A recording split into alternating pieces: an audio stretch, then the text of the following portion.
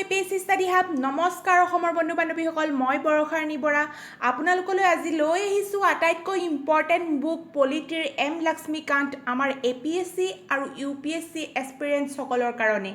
guys আপোনালোকে মোৰ এই পলিটিৰ ক্লাছ সমূহ যেতিয়াই শুনে আপোনালোকৰ হাতত এটা পেন আৰু কপি থকাটো বহুতেই ইম্পৰ্টেন্ট তেতিয়াহে আপোনালোকে লগে লগে নোট ডাউন কৰি বুজিব পাৰিব আৰু যিসকলে এনেই জানিবলৈ লেকচাৰবোৰ শুনিব বিচাৰিছে তেওঁলোকেও এই লেকচাৰসমূহ এনজয় কৰিব পাৰিব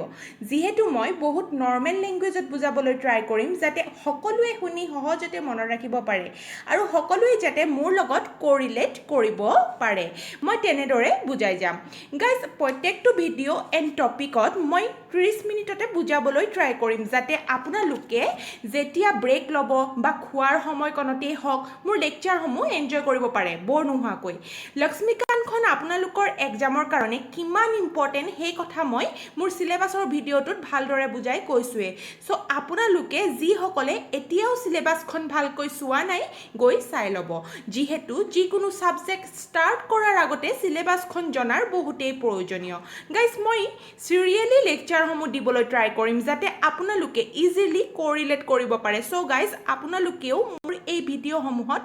লাইক কমেণ্ট শ্বেয়াৰ ছাবস্ক্ৰাইব কৰি মোক আগুৱাই যোৱাত আৰু এনেবোৰ ভিডিঅ' বনাই যাবলৈ অনুপ্ৰাণিত কৰিব বুলি আশা থাকে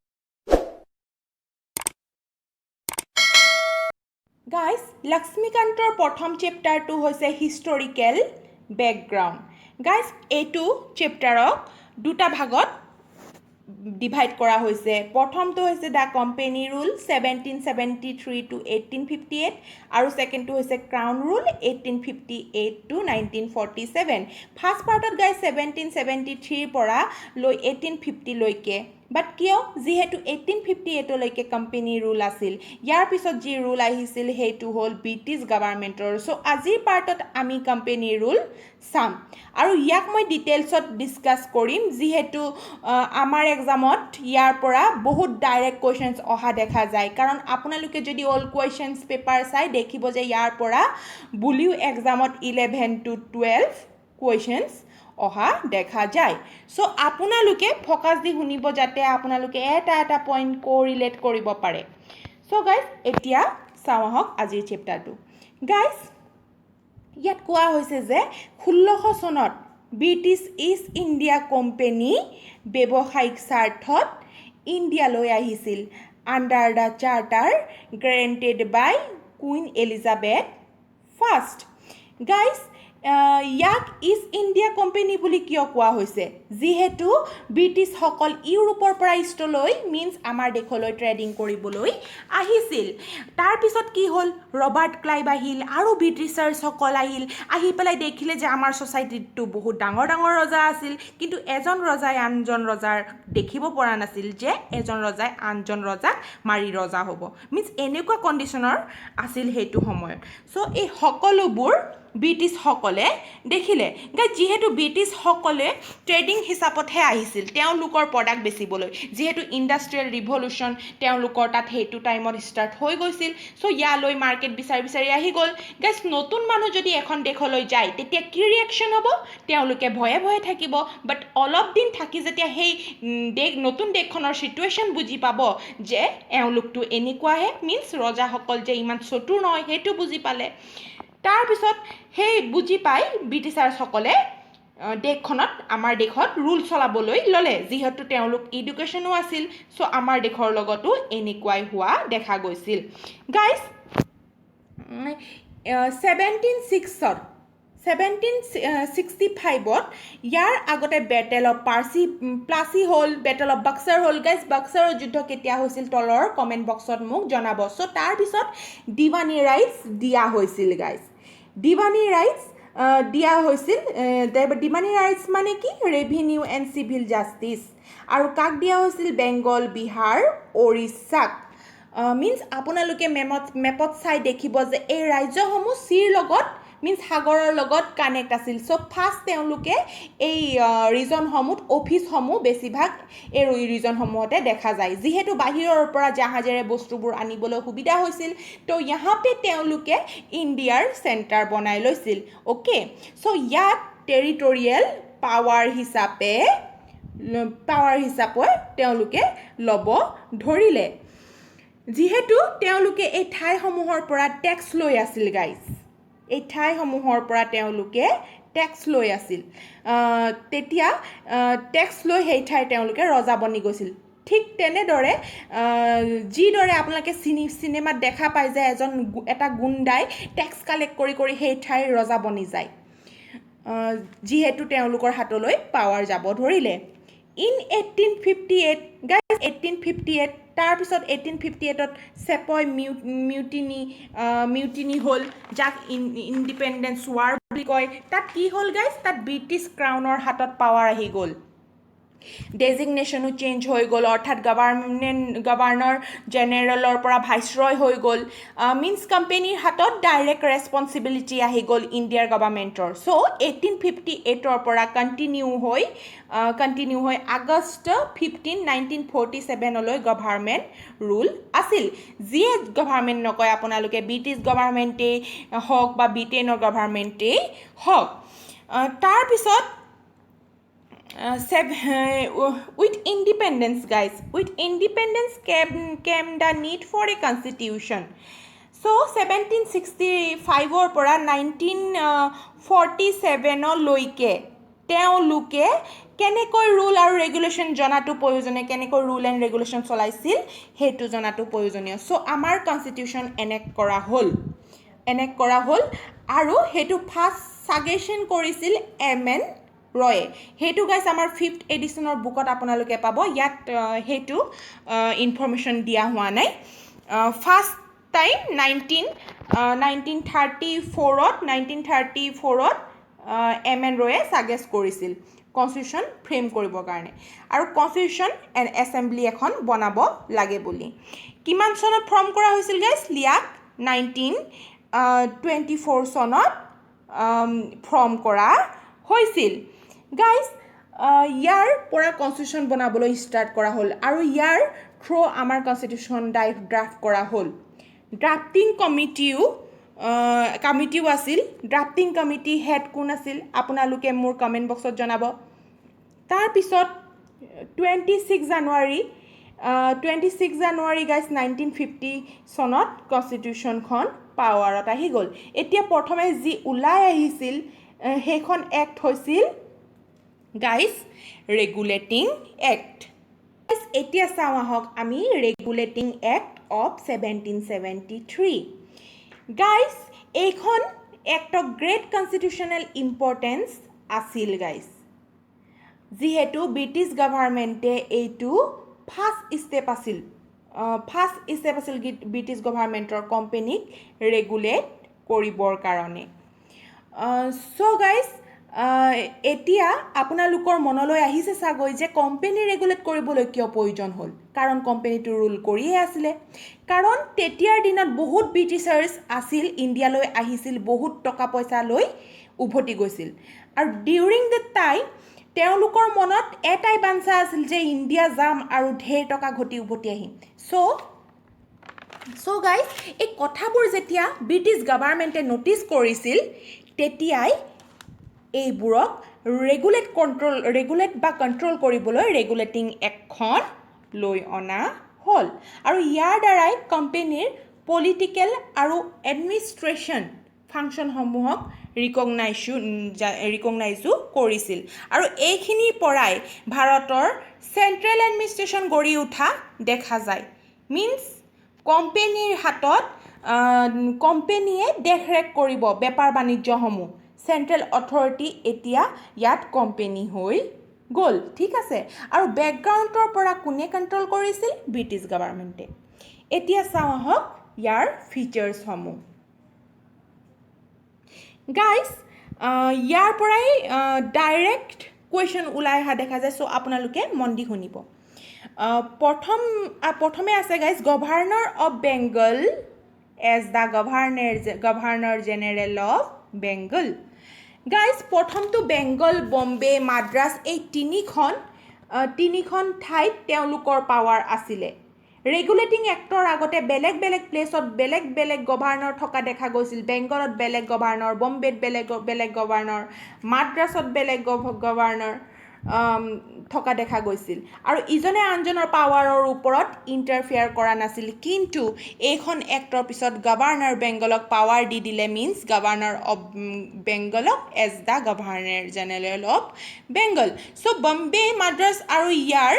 আণ্ডাৰত ছাবৰ্ডিনেট বনাই দিলে তো এইটো আপোনালোকে মনত ৰাখিব লাগিব এক্সামত ডাইৰেক্ট কুৱেশ্যন ওলাই অহা দেখা যায় চ' গাইজ ইয়াত গাইজ যোনটো কোৱা হৈছিলে যে ইয়াত 4 মেম্বাৰ্ছক লৈ ইয়াৰ এক্সিকিউটিভ কাউন্সিলখন বনোৱা হৈছিলে 4 মেম্বাৰ কাউন্সিলক লৈ পেলাই এইখন বনোৱা হৈছিল চ' গাইজ যেনেকৈ আজিৰ ডেটত কাউন্সিল অফ মেম্বাৰ আমাৰ দেশত আছে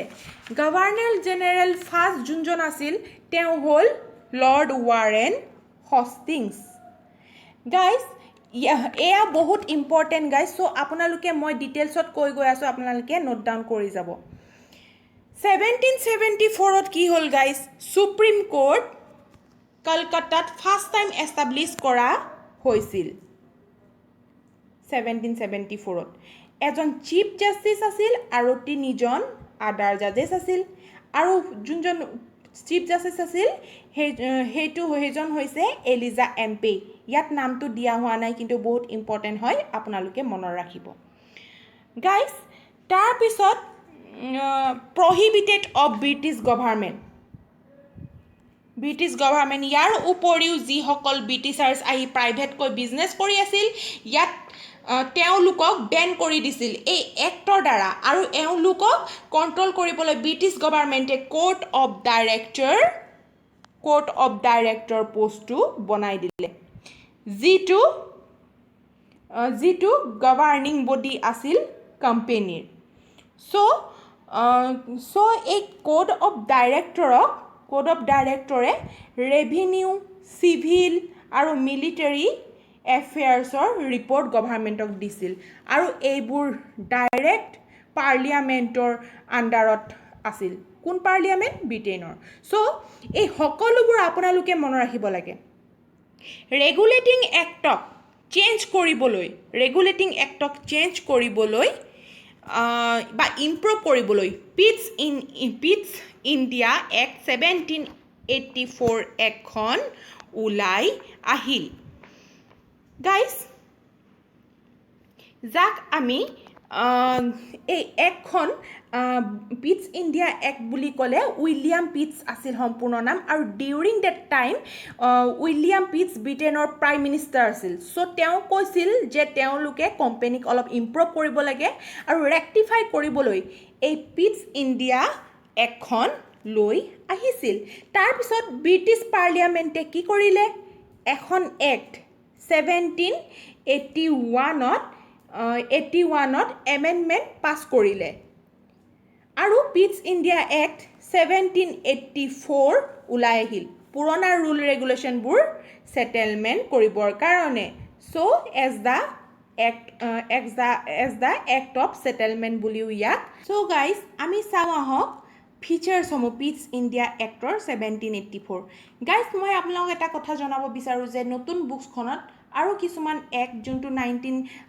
1781 এইখন এক্টটো তাত ডেছক্ৰাইব কৰা হৈছে কিন্তু মই আপোনালোকক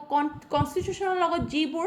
ইম্পৰ্টেণ্ট এক্ট হয় যোনবোৰ ৰিলেটেড এক্ট হয় সেইবোৰ আপোনালোকক মই কৈ গৈছোঁ যোনবোৰ ইম্পৰ্টেণ্ট এক্ট চ' আপোনালোকে অলপ চাই ল'ব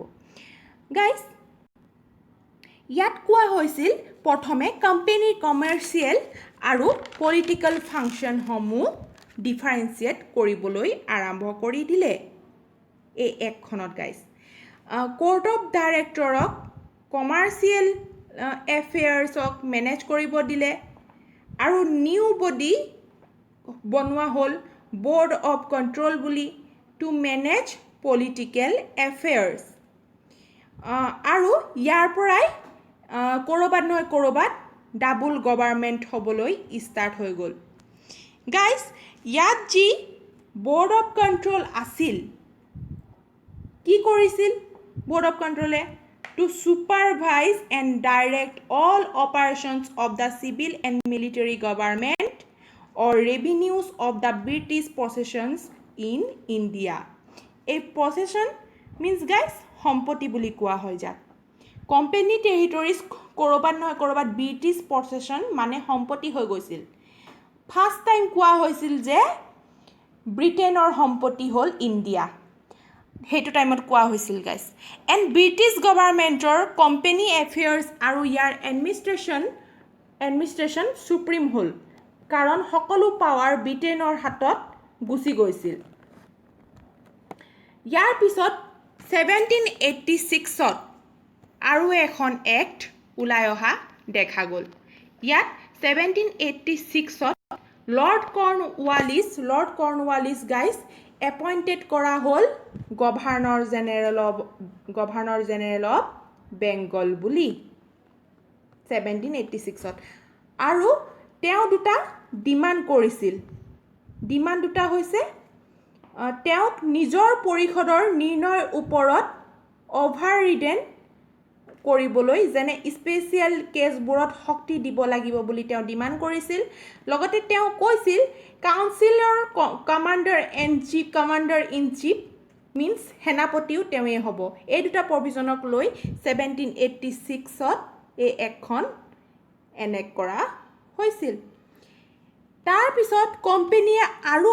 এৰিয়া বঢ়াবলৈ ধৰিলে আৰু বেপাৰ বঢ়াবলৈ ধৰিলে আৰু নতুন গভৰ্ণৰ জেনেৰেল আহিল নিজ এৰিয়া এক্সটেণ্ড কৰিবলৈ ধৰিলে চ' ইয়াত তেওঁলোকে চাৰ্টাৰ বুলি ক'বলৈ ষ্টাৰ্ট কৰি দিলে চ' গাইজ এই কোম্পানীখন ষ্টেবল কৰিবলৈ তেওঁলোকে চাৰ্টাৰ বুলি ক'বলৈ ষ্টাৰ্ট কৰি দিলে চ' চাৰ্টাৰ এক্ট 1793 ওলাই আহিল এই এক্টখনে গভৰ্ণৰ জেনেৰেল লৰ্ড কৰ্ণৱালিছৰ লগত ভৱিষ্যতৰ আৰু গভৰ্ণৰ জেনেৰেল আৰু প্ৰেচিডেঞ্চি গভৰ্ণৰসকলৰ পাৱাৰ অভাৰৰাইড কৰা এক্সটেণ্ড কৰি দিলে ইয়াৰ লগতে এই এক্টখনে পাৱাৰ দিলে লগতে বম্বে আৰু মাদ্ৰাছৰ ছাবঅৰ্ডিনেট প্ৰেচিডেঞ্চিকো আৰু বেছি পাৱাৰ প্ৰদান কৰিলে যিটো আগতে বেংগল গভৰ্ণৰ জেনেৰেলৰ আণ্ডাৰত আছিল এই এক্টখনৰ আণ্ডাৰত ভাৰতৰ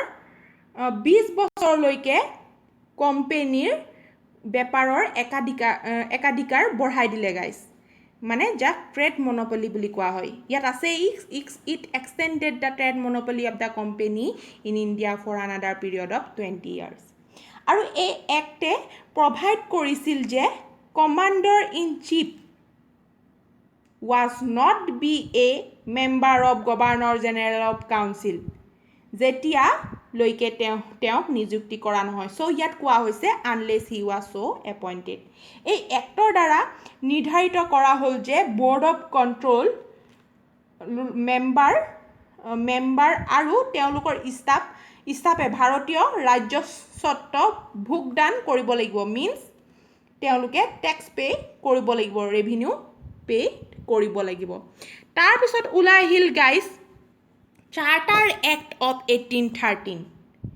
ইয়াৰ পিছত গাইজ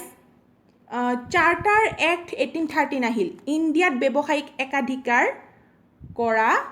একাধিকাৰ মানে ট্ৰেড মনোপলিক এবলিছ কৰিবলৈ ডেট ইজ ভাৰতীয় বেপাৰ সকলো ব্ৰিটিছ বেপাৰীৰ কাৰণে খোলা হ'ল এই এক্টখনে ব্ৰিটিছ ক্ৰাউনৰ সাৰ্বভৌম অৰ্থাৎ ছভাৰেইনিটি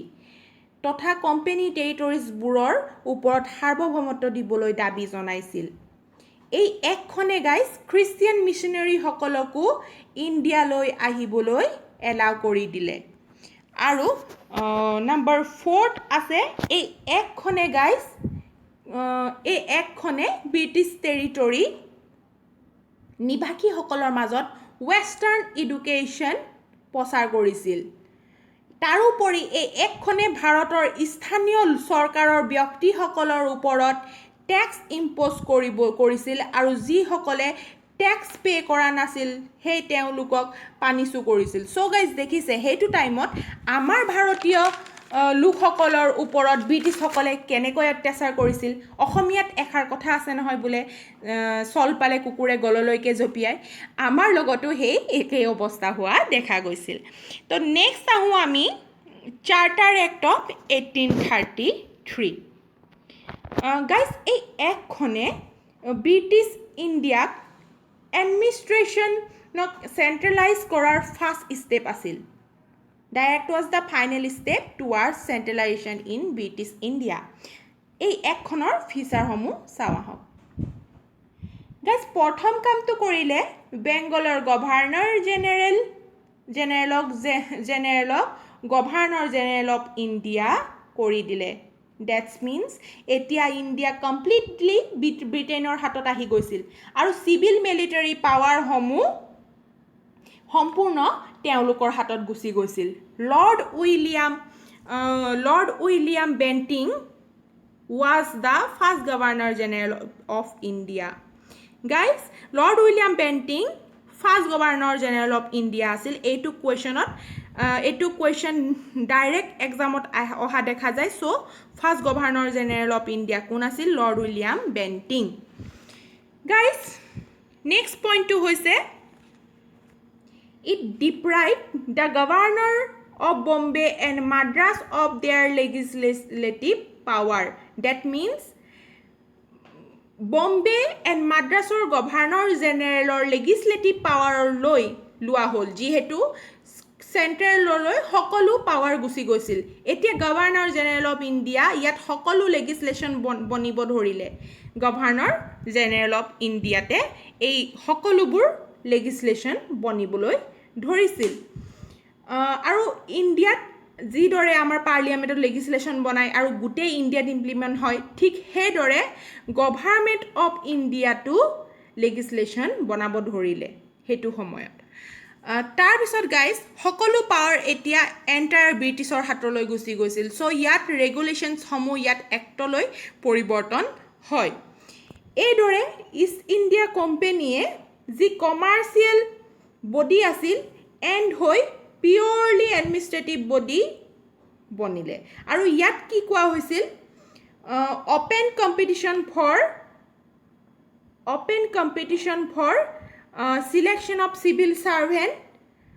but Indian should divert civil servantor selectioner open competition কৰা হৈছিল but Indian সকলক এলাও কৰা নাছিল কিয় কৰা নাছিল যিজনৰ মই কথা কৈছিলোঁ কোৰ্ট অফ ডাইৰেক্টৰ আমি অলপ আগতে ডিছকাছ কৰিছিলোঁ কমাৰ্চিয়েল এফেয়াৰ্ছক মেনেজ কৰিবলৈ যে ৰখা হৈছিল কোৰ্ট অফ ডাইৰেক্টৰক তেওঁ অপ'জ কৰিছিল যে ইণ্ডিয়ানসকলক নালাগে নহ'লে ইহঁত মূৰৰ ওপৰত উঠিব যেনেকৈ আমি সাধাৰণতে কওঁ যে তাইক বেছিকৈ ভালকৈ নকবি নহ'লে ফুলি যাব ঠিক তেনেদৰে ইয়াৰ পিছত চাওঁ আহক নেক্সট চাৰ্টাৰ এক্ট 1853 গাইজ এইখন চাৰ্টাৰ এক্ট লাষ্ট হয় ব্ৰিটিছ পাৰ্লিয়ামেণ্টে বনোৱা এইখন লাষ্ট এক্ট বুলি ক'ব পাৰি চ' এইখনৰ বহুত ছিগনিফিকেণ্ট আছে কনষ্টিটিউশ্যন ভিউৰ পৰা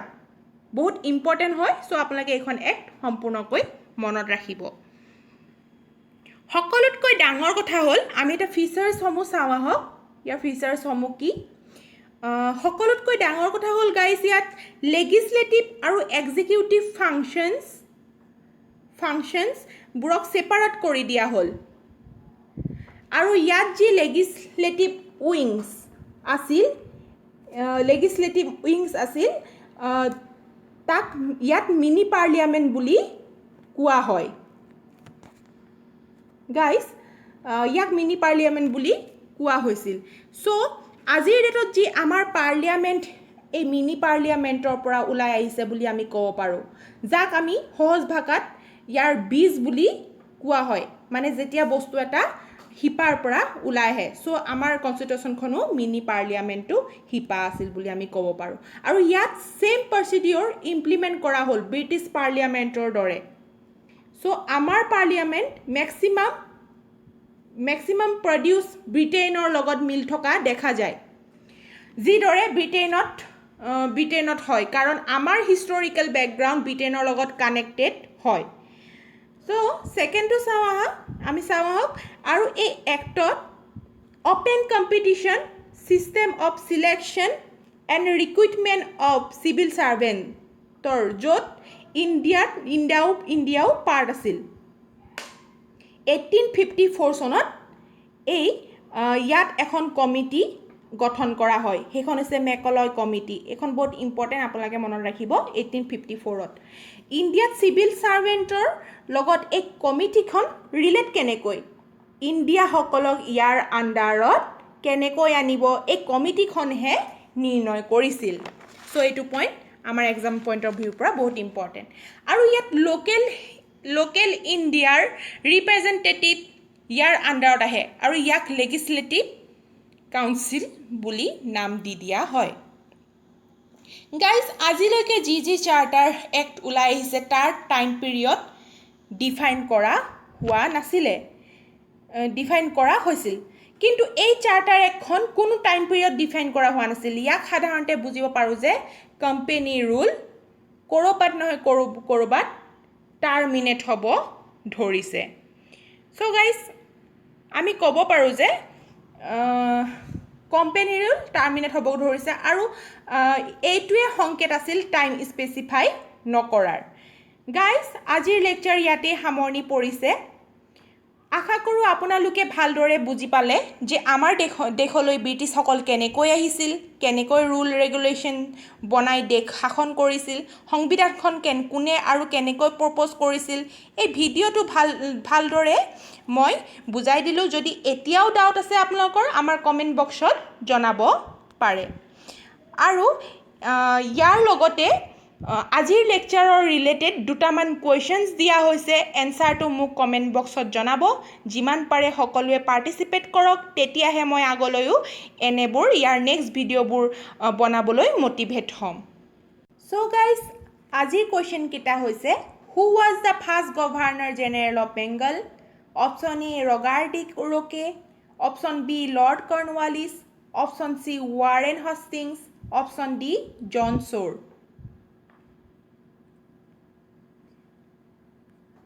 আৰু নেক্সট কুৱেশ্যনটো হৈছে who among the following is popularly known as father of civil services in India option A Cartier option B Harry Verelst option C Lord Cornwallis option D Warren Hastings আপোনালোকে এই question দুটাৰ answer মোক comment বক্সত জনাব guys অতি সোনকালে next part means the crown rule 1858 to 1947টো লৈ অনা হ'ব তেতিয়ালৈকে আপোনালোকে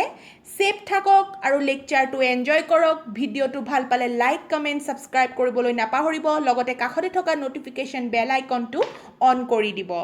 শেষত গাইজ যিমান পাৰে এই ভিডিঅ'সমূহ আপোনালোকৰ মাজত শ্বেয়াৰ কৰি আগলৈ মোক এনেবোৰ ভিডিঅ' বনাই যাবলৈ উৎসাহিত কৰিব বুলি আশা থাকিল ধন্যবাদ জয় আই অসম